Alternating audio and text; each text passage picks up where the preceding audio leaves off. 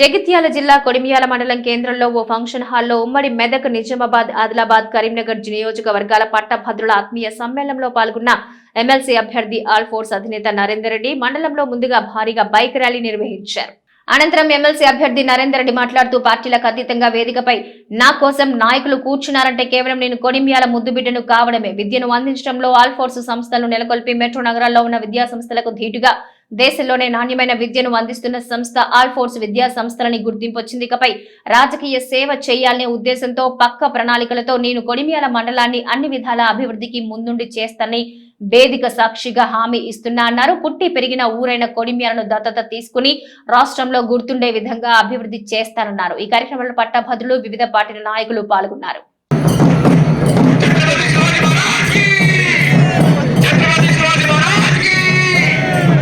జగిత్యాలలో నేను పెట్టాను. అక్కడ వాళ్ళకి చెప్పాను, సార్ కరీంనగర్ జగిత్యాల ఎందుకు పెడుతున్నానంటే నేను జగిత్యాల పెట్టాను. ఇప్పుడు కొత్త జిల్లాల ప్రకారంగా నేను జగిత్యాల జిల్లా బిడ్డను, మా ఊరు కొడిమియాలని నేను ఆ రోజు కూడా చెప్పి ఉన్నాను. నేను కరీంనగర్ బిడ్డను నోన్ చేసుకుంటే నాకు ఎక్కువ ఓట్లు వస్తాయి నిజం చెప్పాలని, ఎందుకంటే అక్కడ ఉన్న ఓట్లు ఎక్కువ. బట్ అయినా నేను మర్చిపోకుండా జగిత్యాల బిడ్డను అని చెప్తున్నా అంటే నేను ఎంత నిష్పక్షపాతంగా ఉన్నానో ఆలోచించవచ్చు. కాబట్టి మీరు కూడా అంతే ఉద్దేశంగా ఎస్ నరేందర్ రెడ్డి మా బిడ్డ, సచిన్ టెండూల్కర్ మన భారతీయుడు అయినందుకు మనం గర్వపడుతున్నాం. ఎందుకంటే ఎక్కువ సెంచరీలు కొట్టేది ఆయన పేరు ద్వారా భారతదేశం ప్రపంచవ్యాప్తంగా మరి మారుమోగింది. సచిన్ టెండూల్కర్ నాకు ఇండివిజువల్గా ఏం చేశాడు అంటే ఏం చేస్తారు మనకి ఇండివిజువల్గా ఈ బికమ్ ఏ గ్రేట్ క్రికెటర్. భారతదేశ ఔన్నత్యాన్ని నలుగురులో పంచిపెట్టింది కాబట్టి సచిన్ టెండూల్కర్ భారతీయుడు అయినందుకు మనం గర్వపడుతున్నామని మనం చెప్తున్నాం.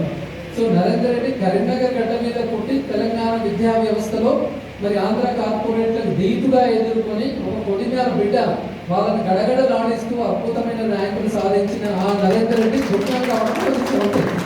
ఇక ఇండివిజువల్గా నరేందర్ రెడ్డి ఏం చేశాడు అంటే నరేందర్ రెడ్డి విద్యా సంస్థలు ఎదుర్కొన్నాడు, మనం మురోగిస్తున్నాడు. ఎవరైనా నాకు తెలిసిన వాళ్ళు వచ్చి నేను మా కొడిమియాలన్న వాళ్ళకు సాధ్యమైనంత వరకు నేను సహాయం చేశాను.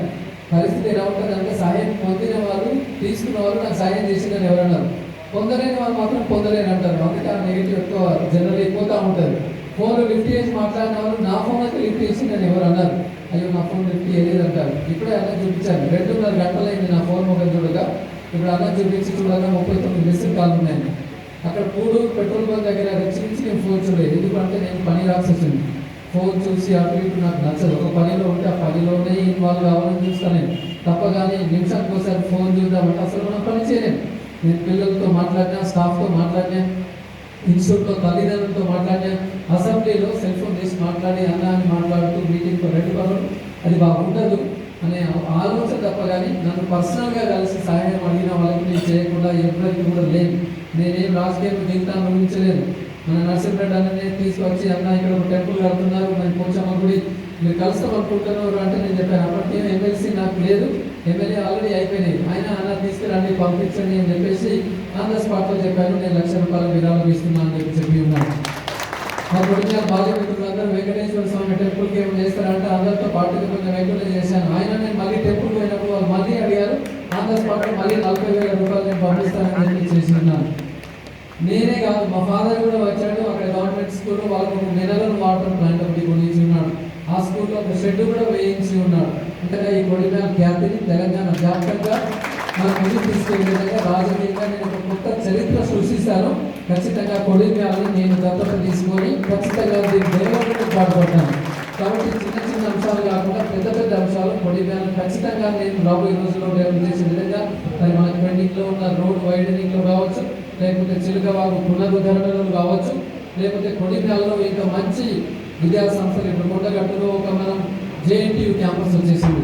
రాబోయే రోజుల్లో ఖచ్చితంగా నాలాంటి వాళ్ళు మనం తలుచుకుంటే ఇక్కడ ఒక 20 ఎకరాలు 30 ఎకరాలు ఉన్నట్లయితే ఒక మంచి ఇన్స్టిట్యూట్ని ఒక యూనివర్సిటీ స్థాయి దాన్ని మనం ఇక్కడ ఎస్టాబ్లిష్ చేసుకోవడానికి ప్రణాళిక నా దగ్గర ఉన్నాయి.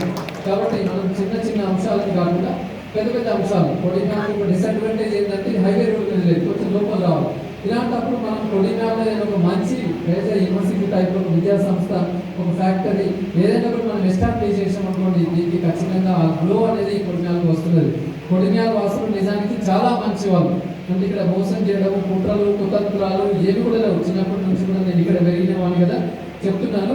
కొడిమియాల బిడ్డలు అందరూ కూడా నిజాయితీ గల వాళ్ళని చెప్తున్నాను. కాబట్టి ఖచ్చితంగా రాబోయే రోజుల్లో రాజకీయంగా నేను ఎదుగుతాను. కొడిమ్యాలకి ఖచ్చితంగా మీరు ఊహించినంతగా, ఎందుకంటే నాకు కొన్ని ప్రణాళికలు ఉన్నాయి. ఒక మామూలు మనిషి వల్ల 54 విద్యాలయ సంస్థలకు 5,000 మందికి ఉపాధిని కల్పిస్తూ కరీంనగర్లోనే కాకుండా తెలంగాణలోనే ఏ జిల్లాలో అడిగినా ఎస్ ఆల్ఫోర్స్ మాకు తెలుసు నాణ్యమైన విద్యకు మారు పేరు అని చెప్పి అంటున్నారు. కాబట్టి ఖచ్చితంగా నా రాజకీయ జీవితంలో కొడిమ్యాలను దత్తత తీసుకొని మీరు ఊహించినటువంటి కార్యక్రమాలు ఇక్కడ కొడిమ్యాలలో చేస్తాను. వేదిక పైన అందరి పెద్దలకు నేను ఈ రకంగా మీకు చెప్తున్నాను. ఇవాళ వేదిక పైన 3 పార్టీల వాళ్ళు కలిశారు అంటే అది ఒక అద్భుతం. అది పార్టీలకు అతీతంగా వచ్చారు. ఇవాళ ఇది పార్టీ ప్రెసిడెంట్లు అనేది కాదు, ఇక్కడ నా మిత్రులుగా వచ్చారు, నా శ్రేయోభిలాషులుగా వచ్చారు. మరి వాళ్ళ రవీంద్ర రెడ్డి అని ఇక్కడ వచ్చి కూర్చున్నాడు, నేను ఉంటాను, ఎక్కడో కనపడకుండా నీకు ఉంటాను అన్నాడు. మరి వాళ్ళ ధైర్యంగా ఇక్కడికి వచ్చాడు అంటే బీజేపీ మండల ప్రెసిడెంట్ హోదాలో రాలేదు. రవీంద్ర రెడ్డి అన్న నా శ్రేయోభిలాషుగా వచ్చి ఉన్నాడు. అలాగే మరి ఇక్కడ కాంగ్రెస్ వాళ్ళు, అఫ్కోర్స్ కాంగ్రెస్ వాళ్ళంటే కొంచెం ఊహించుంటారు, నరేంద్ర రెడ్డి అన్న మరి మా జర్నీలోనే కొనసాగుతున్నటువంటి ధైర్యంగా ఉంటారు. మరి బీఆర్ఎస్ వాళ్ళు కూడా ఇక్కడ ధైర్యంగా వచ్చారంటే ఉద్దేశం ఏంటి అంటే పార్టీలు కాదు ఇక్కడ కావాల్సింది, నరేంద్ర రెడ్డి మా ఊరు వాడు, ఒక శ్రేయోభిలాషి, ఒక మిత్రుడు అని వీళ్ళందరూ డయాస్కి రావడం జరిగింది. కాబట్టి ఇదే కొనసాగింపు మనం ఎలక్షన్ల వరకు చేసి ఖచ్చితంగా పార్టీలకు అతీతంగా ఇక్కడ ఉన్న 2,000 పైచీల కోట్లలో ఎన్ని పడతాయో అందులో ఖచ్చితంగా మనం ఒక 75% మనం ఇక్కడ చేసుకొని రిజల్ట్స్ తర్వాత అప్పుడు చూపించాలి కొడిమ్యాల తడాక ఏంటి అనేది. రిజల్ట్ తర్వాత ఏ మండలంలో నరేంద్ర రెడ్డికి అత్యధిక మెజార్టీ వచ్చింది, గెలుపు ఖాయమండి, గుర్తుపెట్టుకోండి. నేను చెప్తున్నాను ఈరోజు ఇవాళ ఇంతగా ఎవరు కూడా తెలియలేదు. ఆదిలాబాద్ మారుమూల ప్రాంతానికి వెళ్ళాను, మెదక్ జహీరాబాద్ వెళ్ళాను, పటాన్చెరువు వెళ్ళాను, తర్వాత నిజామాబాద్లో ఉన్న మారుమూల ప్రాంతాలకు కూడా వెళ్ళాను. ఓన్లీ పాపులర్ ఇంకా కాదు, మారుమూల ప్రాంతాలకు కూడా వెళ్ళాను. ఎక్కడికి పోయినా నా పూర్వ విద్యార్థులు నా మిత్రులు చెప్తున్నారు, ఎస్ సార్ నేను మీ స్టూడెంట్ని, ఎస్ సార్ నేను మీ పేరెంట్ని, మా వాడు ప్రయోజకుడు, రుణం తీర్చుకునే సమయం నాకు ఆసన్నమైంది, నేను చేస్తున్నాను అని చెప్పినాడు. ఇవాళ ఒక పేరెంట్ ముందు ఒక పార్టీ వేరే ఎమ్మెల్సీకి క్యాంపెయినింగ్ చేశాడు. ఆ తర్వాత 4 రోజులకి అమెరికాలో వాళ్ళ అబ్బాయి ఫోన్ చేసి నాన్న తప్పు చేస్తున్నావు, నేను ప్రయోజకుడిని, ఇవాళ అమెరికాలో స్థిరపడ్డాను, నువ్వు ఆలోచించు, నువ్వు అడ్డుగాలు చేయాల్సింది, నువ్వు నరేంద్ర రెడ్డి సార్ చేయంటే ఆయన జర్నీ దూరం కొనసాగించిన వాడు మళ్ళీ కొడుకు చెప్పిండని చెప్పి నా రైట్ హ్యాండ్గా ఉంటే ఇవాళ పని చేస్తున్నాడు. అంతే చూడండి, ఒకవేళ తండ్రి అటీటన కొడుకులు చెప్తున్నారు నాన్న యువర్ డూయింగ్ రాంగ్, ఇవాళ మనం ప్రయోజకులైనా సార్ టీచింగ్ కావాలని నేను ఇంతవరైనా నువ్వు అటు మారు అని చెప్తున్నాను.